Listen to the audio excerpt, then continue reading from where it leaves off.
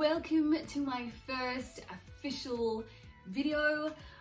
I am equipped with my Tim Tam and my coffee for a new series that I decided to start called, what have I called it? Coffee Chats or Coffee and Chats. I can't remember which one I called it. Coffee and Chats with Tess. So welcome. I realised eating a Tim Tam while trying to talk is not my smartest idea. So I'm just gonna pop that down there for a sec. So I decided to start a little series called Coffee and Chats. That's what I called it. Because we all know I love coffee, and we all know I love chats. And so I thought it would be nice to create a little space where I could just share what God has been speaking to me about and hopefully encourage you along the way. And I wanted it to be a chill space where we kind of feel like we're sitting and chatting with our coffees. So if you haven't got a coffee, feel free to press pause and grab one and join me.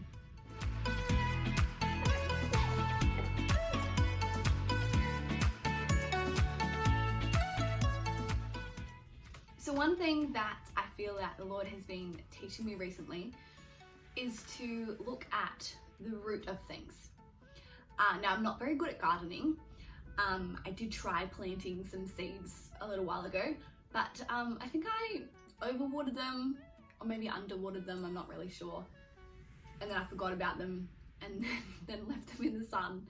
So I kind of just like withered out. But when I was little, I used to help my mum pick the bindies out of the grass. Now, if you're not from Australia, bindies are like these little, they're weeds. They're like these little prickles that are in the grass. They grow in the grass, and in the winter they're okay, but in the summer they grow really dry and prickly. And so if you step on one, it really hurts and you get it stuck in your foot. And so I used to help my mum get these out of the garden. And I remember her always telling me, Teresa, you need to make sure that you pull out the root of the bindi, because if you just cut it off at the surface, the bindi will keep growing back. And so I was thinking about this in relation to our lives and how so often we have an issue or an emotion, and we often come to it with a surface level solution. And what I mean by that is that we often come to it and we look at it and see it as it is on the surface, but we don't actually take time to look and to reflect and to understand what the root issue is. So let's take, for example, a child at school, and say the child is misbehaving in the class, and so a surface level solution would be to tell the child off. But actually, there's always an underlying root of things. So if you really looked at it, maybe the child didn't have breakfast, maybe they were hungry, maybe there's something going on at home and they're distracted. There's always an underlying issue.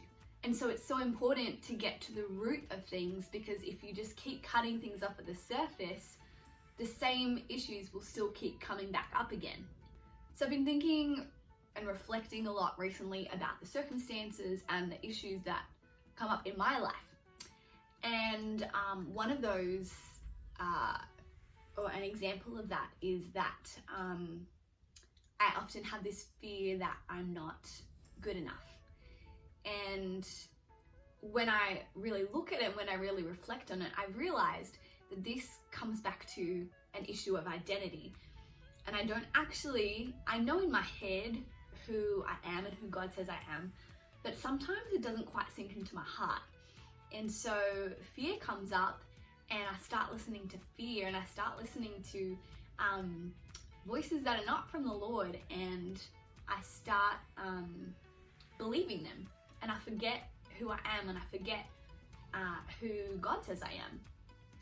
And another example, and this is like such a human response, goes all the way back to Adam and Eve, but when someone pulls you up on something or you make a mistake, it can be so easy to feel a need to shift the blame onto someone else, or to try and make up excuses for why you did what you did.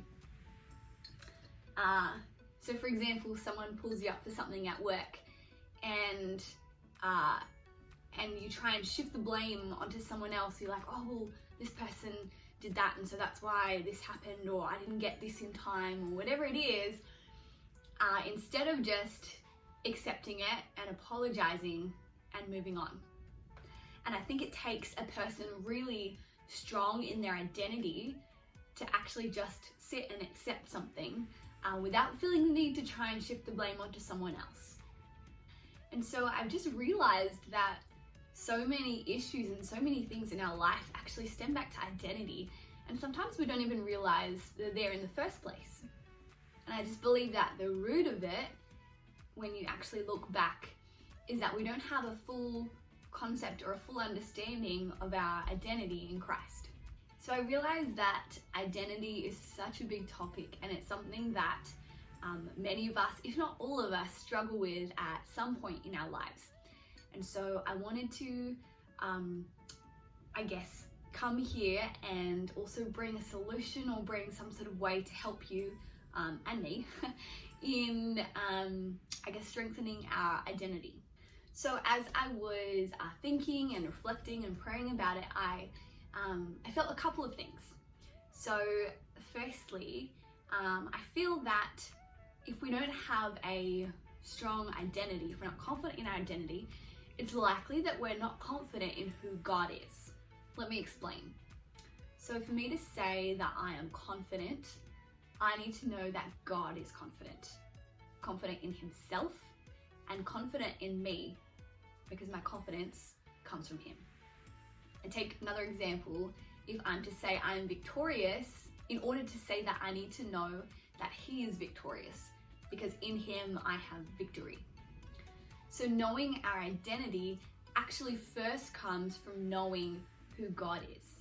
And if you don't have a good revelation of who God is, then maybe ask the Lord to show you this week and give you a greater understanding and revelation of who he is.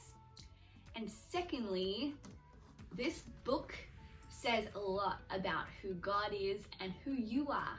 And so we need to be reading it and memorizing it and speaking it over ourselves, so that it gets from our head to our heart, and we have a full understanding and revelation of who we are, and we actually believe it in our hearts. And finally, I just wanted to note that it takes recognizing something in the first place to be able to change it, right? So next time you go into a situation, let's just say you get pulled up for something at work, notice what your first response is. So is your first response to shift the blame, or to try and give an explanation of why it went that way? Or is your first response to just accept it and move on? It takes recognizing to change something. So once it's brought out into the light, you can then see it, and you can train your brain to have a different response. Also, if you're a Christian, why don't you ask the Lord to bring up some things that are in your heart that you can change? And I know sometimes that's scary to ask the Lord to bring things up in your life that need to be changed, but I think it's so important. And there's actually no freedom if you are bound by fear, or you're bound by not knowing your identity. There's actually so much freedom that comes from having the confidence in your identity to be able to accept criticism, and to I guess just accept things. And it will also bring you a lot of respect if you carry yourself with confidence, knowing that not everybody is perfect and it's okay to make mistakes. I think you will gain a lot of respect. So that's all I wanted to share for today, and I hope that has been helpful on this first Coffee and Chats episode 1. Ooh. Feel free to let me know in the comments if there are other topics that you would like me to talk about, whether that's in coffee and chats or whether it is in another video.